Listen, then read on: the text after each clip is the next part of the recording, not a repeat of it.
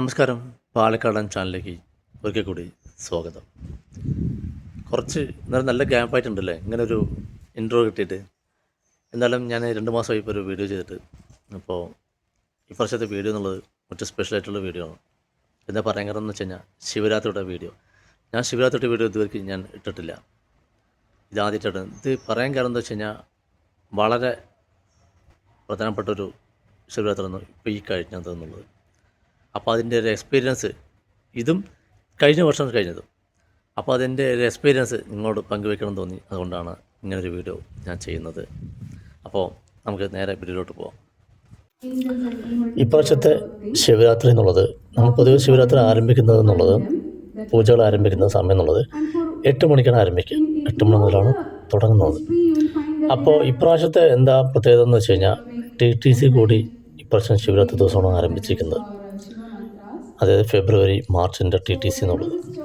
അപ്പോൾ നമ്മൾ ഓരോ TTC ചെയ്യുന്ന സമയത്തും അതിൻ്റെ പ്രാരംഭഘട്ടത്തിൽ നമ്മൾ ഗണപതി ഹോമം, തുടക്കത്തിൽ ഗണപതി ഹോമം ചെയ്യാറുണ്ട് രാവിലെ. അതായത് രാത്രി ഇനിഷ്യേറ്റ് ചെയ്തിട്ട് പിറ്റേ ദിവസം രാവിലെ 6 മണിക്ക്, അതായത് തിങ്കളാഴ്ച നമ്മൾ ഗണപതി ഹോമം ചെയ്യാറുണ്ട്. അപ്പോൾ ഇതിൽ എന്താ വെച്ചാൽ എനിക്ക് ആകെ ഫസ്റ്റ് ഉണ്ടായിരുന്നൊരു കൺഫ്യൂഷൻ എന്ന് വെച്ച് കഴിഞ്ഞാൽ ഞാനിത് എങ്ങനെ ചെയ്യാമെന്നൊരു പേടിയുണ്ടായിരുന്നു. അതായത് കാരണം നമ്മൾ രാത്രി മുഴുവൻ ഇവിടെ പൂജ ചെയ്തിട്ട് എങ്ങനെയാണ് രാവിലെ എനിക്ക് എന്നെക്കൊണ്ട് പറ്റുമെന്നുള്ള ഒരു അത്രയ്ക്കൊരു കോൺഫിഡൻസ് ഉണ്ട്. കാരണം ഇത്രയും കണ്ടിന്യൂസ് ആയിട്ട് ഞാൻ മുമ്പ് ചെയ്തിട്ടില്ല ഒന്നാമത്. അപ്പോൾ അതിൻ്റെ ഒരു പേടി ഉണ്ടായിരുന്നു, ഒരു പരിഭ്രമം, ഒരു ടെൻഷനൊക്കെ ഉണ്ടായിരുന്നു. പിന്നെ ഞാൻ ആലോചിച്ചു, ഞാൻ മുമ്പ് ഇതുപോലെ ഒരിക്കൽ എനിക്ക് ഇപ്പോഴും ഓർമ്മയുള്ളത്, ഈ നമ്മൾ കൊറോണ സമയത്ത് മൊത്തം ലോക്ക്ഡൗൺ ആയിരുന്നല്ലോ. ആ സമയത്ത് ഇവിടെ പ്രതിഷ്ഠാവാർഷികം വന്ന സമയത്ത് എനിക്ക് കൊറോണയോട് കൂടി വന്നിട്ട് എനിക്ക് മണമോ അറിയുന്നില്ല, ഒന്നും അറിയില്ല. ഞാൻ നാട്ടിൽ ഉത്സവത്തിന് പോയിട്ട് വന്നതാണ്. ഞങ്ങൾ മണപ്പള്ളിക്കാവ് വേല എന്ന് പറയും പാലക്കാടിൽ, എൻ്റെ തട്ടകത്തിലെ ദേവിയുടെ. അപ്പോൾ അവിടെ ഉത്സവത്തിനൊക്കെ പോയിട്ട് വന്നിട്ട് എനിക്ക് മൊത്തം പണിയായി. അതായത് പണി കിട്ടിയതെന്ന് വെച്ച് കഴിഞ്ഞാൽ പനി വന്നു, പിന്നെ എനിക്ക് മണങ്ങളൊന്നും അറിയുന്നുണ്ടായില്ല. അപ്പോൾ ആ സമയത്ത് ഞാനൊരു പൂജ ചെയ്യുന്നത് ഈ പറഞ്ഞ പോലെ ഈ തന്ത്രി അദ്ദേഹത്തിന് വരാൻ പറ്റാത്തത് കൊണ്ട് ഞാൻ ഏറ്റെടുക്കേണ്ടത് സ്വാഭാവികമായും. അപ്പോൾ എന്താ വെച്ച് കഴിഞ്ഞാൽ അദ്ദേഹം എങ്ങനെ ചെയ്യുന്ന പ്രാസസ് ശുദ്ധി മുതലുള്ള കാര്യങ്ങൾ കംപ്ലീറ്റ് ആയിട്ട് ഞാൻ ചെയ്യണം. ഞാൻ ആണെങ്കിൽ എനിക്ക് അത്രത്തോളം എക്സ്പെർട്ടൈസ് ഉള്ള ഒരു ആളല്ല ഒന്നാമത്.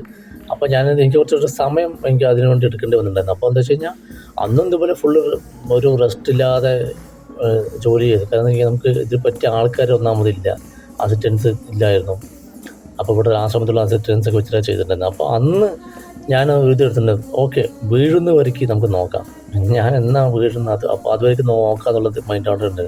അതേ ആറ്റിറ്റ്യൂഡോടെ ഞാൻ ഇവിടെയും ഉദ്ദേശിക്കുന്നത്, നോക്കാം, പരമാവധി നമുക്ക് ശ്രമിച്ചില്ല എന്നുള്ളത് വേണ്ടല്ലോ അതുകൊണ്ടാണ്. പക്ഷേ എന്താ വെച്ച് കഴിഞ്ഞാൽ ഒരു ഈശ്വരാനുഗ്രഹം കൊണ്ടോ അല്ലെങ്കിൽ ആ ദേവയുടെ അനുഗ്രഹം കൊണ്ടോ എനിക്കറിയില്ല, എനിക്ക് വലിയ ഒരു ബുദ്ധിമുട്ടുണ്ടായില്ല. എനിക്ക് ആ ഒരു ടെൻഷൻ്റെ ആ ഒരു ഇതുണ്ടായിരുന്നെങ്കിൽ കൂടിയിട്ട് ഇപ്രാവശ്യം ഭയങ്കരമായിട്ടുള്ള ഒരു ഇതുണ്ടായിരുന്നു. മാത്രമല്ല ഇപ്രാവശ്യം ഞാൻ സാധാരണ നമ്മൾ ഈ എന്താ പറയുക തെങ്ങിൻ്റെ ചകിരിയാണ് ഞാൻ ഇട്ടിട്ടുണ്ടാവുക, തെങ്ങിൻ്റെ തോട് അതാണ് ഉപയോഗിക്കുക. ഈ പ്രാവശ്യം എന്താണെന്ന് വെച്ച് കഴിഞ്ഞാൽ കൂടുതൽ ഈ മരത്തിൻ്റെ കുറേ കഷ്ണങ്ങളൊക്കെ ഉണ്ടായിരുന്നു. നമ്മുടെ ഈ ചന്ദനത്തിൻ്റെ മരം വെട്ടിയതിൻ്റെ സംഭവം ഒരുപാടുണ്ടായിരുന്നു. ഒരു 2 ചാക്കോളം ഉണ്ടായിരുന്നു. അപ്പോൾ അതൊക്കെ കൊണ്ടിട്ട് വെച്ചാൽ ചൂട് ഭയങ്കരമായിട്ടുള്ള ചൂട്. ഞാൻ ഇത്രയും ചൂട് ഇരുന്നിട്ടേ ഇല്ല ഇത്രയും വർഷത്തിനിടയ്ക്ക്. കാരണം ഞാൻ പ്രതീക്ഷിച്ചില്ല. കാരണം ഈ മരത്തിൻ്റെ ഇടുന്ന സമയത്ത് ഇത്രയും ചൂടുണ്ടാകുന്ന ഞാൻ ഒട്ടും പ്രതീക്ഷിച്ചല്ല. സാധാരണ നമ്മൾ ചകിരി കിട്ടുന്ന സമയത്ത് ചൂടുണ്ടാവും എന്നുള്ള കാര്യം അത് ഓക്കെ. പക്ഷേ ഞാൻ ഇത്രയും ചൂട് പ്രതീക്ഷിച്ചു. എനിക്ക് കണ്ണ് തുറക്കാൻ പോലും പറ്റാതെ ഞാൻ എന്നിട്ട് എന്ത് ചെയ്യുക വെച്ച് കഴിഞ്ഞാൽ നിങ്ങൾക്ക് അതിൻ്റെ ഫോട്ടോസ് നിങ്ങൾക്ക് നോക്കി കാണാൻ പറ്റും. ലാസ്റ്റ് ഫോട്ടോസ് വരുന്നുണ്ട്, അവർ നമുക്ക് കാണാൻ പറ്റും. അപ്പോൾ അതിൽ ഈ എന്താ പറയുക ഈ ഷോൾ കൊണ്ട് മറച്ചിട്ടൊക്കെ ഞാൻ ഹോമിക്കാൻ നിന്നു. കാരണം ഭയങ്കരമായിട്ടുള്ള ചൂട്, ഭയങ്കരമായിട്ട് കത്തിക്കൊണ്ടിരിക്കുകയായിരുന്നു. പിന്നെ എനിക്ക് പുകയിൽ ഞാൻ പൊതുവെ അങ്ങനെ ഇതാകാൻ നിൽക്കില്ല. അപ്പോൾ എന്താ വെച്ചാൽ നന്നായി കളുത്തുന്ന സമയത്താണ് ഞാൻ ഹോമിക്കാൻ നിൽക്കാറുള്ളത്. അപ്പോൾ അത് തന്നെ പ്രശ്നം ചെയ്തിട്ടുണ്ടായിരുന്നു. പിന്നെ ഞാൻ ഈ പറഞ്ഞ കാര്യം ചിലപ്പോൾ ഓർഡറൊന്നും ആയിരിക്കില്ല. ഇവിടെ പ്രത്യേകിച്ച് 3 ഹോമമാണ് ചെയ്യുന്നത്. അപ്പോൾ അതിന് ഈ 8 മണിക്ക് തുടങ്ങിയതിന് പിന്നെ ഇപ്രാവശ്യം എന്താണെന്ന് വെച്ച് കഴിഞ്ഞാൽ ഒരു 3:30 വരെയൊക്കെ ഉണ്ടായിരുന്നു.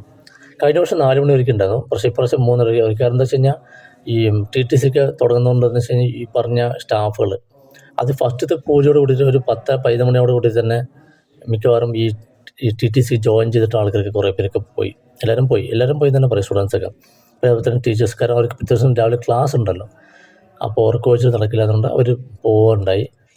പിന്നെ അവസാന പൂജയിൽ നമ്മൾ കലശം അഭിഷേകം ചെയ്യണം, ഇതുണ്ട്. മൃത്യുഞ്ജയം കഴിഞ്ഞ ശേഷം അതാണ് ഇപ്പോൾ കണ്ടുകൊണ്ടിരിക്കുന്നത്. അപ്പോൾ ഈ അവസാനം ഇവർക്ക് നിന്നിട്ടുള്ള ആൾക്കാരാണ് ഇപ്പോൾ ഈ ഇതിൽ കാണുന്നത്. സ്വാമിജി, രാഹുൽ, പ്രവീൺ, അതുപോലെ തന്നെ സിബി, പിന്നെ സോണിക്ക, അങ്ങനെ എല്ലാവരും ഉണ്ടായിരുന്നു. പിന്നെ ഈ ഗണപതി ഇത് കഴിഞ്ഞോട്ട് നമുക്ക് ഗണപതി ഹോമം ഉണ്ടല്ലോ. അപ്പോൾ ഈ ശിവരാത്രി നടന്ന പോലെ ഇല്ലാത്ത രീതിയിൽ അവർ ക്ലീനാക്കി തരുകയും ചെയ്തു. ലാസ്റ്റ് ഇതെല്ലാം വൃത്തിയാക്കി തരുന്നിട്ട് അവർ ഇവിടുന്ന് മാറി, എന്നിട്ട് 6 മണിക്ക് തിരിച്ച് വരികയും ചെയ്തു. ആണ് ഏറ്റവും വലിയ സപ്പോർട്ട്. ഇന്നലെ ഞാൻ ഉച്ചയ്ക്ക് 2:30 അമ്പലത്തിൽ കയറിയതാണ്. അപ്പോൾ നേരം പോയപ്പോൾ സമയം 5:45.